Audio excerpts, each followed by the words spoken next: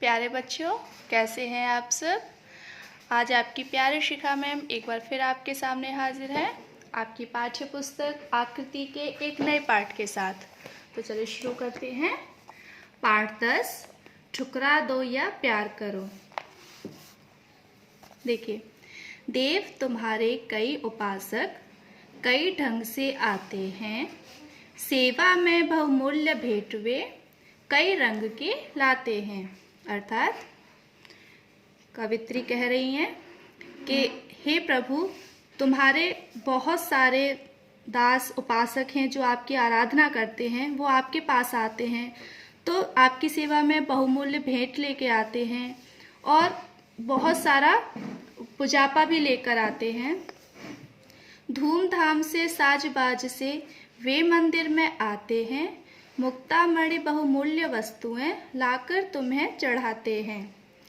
कवित्री कह रही हैं कि जब वे आपके मंदिर में आते हैं तो वो बहुत सारा सामान लेके आते हैं धूमधाम से, और आपके जो पूरा जो होता है, आपके वस्त्र, आपकी मुक्तामणि, आपके जो गहने होते हैं, सारी चीज़ें लेके आते हैं और आपके ऊपर चढ़ाते हैं।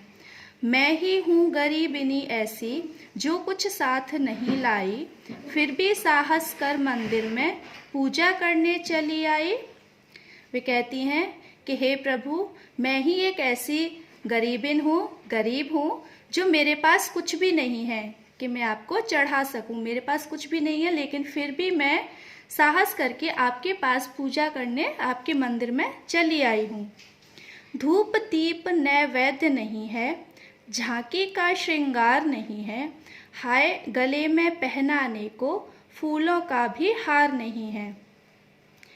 कवित्री ने कहा है कि मेरे पास ना तो धूप है, ना दीप है और ना ही नैवेद्य है जो मैं आपका श्रृंगार कर सकूं और आपके ऊपर चढ़ा सकूं।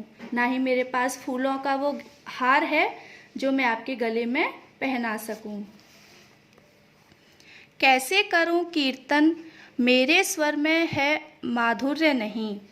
कवित्री कहती हैं कि मैं आपका कीर्तन कैसे करूं, मेरे स्वर में मधुरता का भाव नहीं है।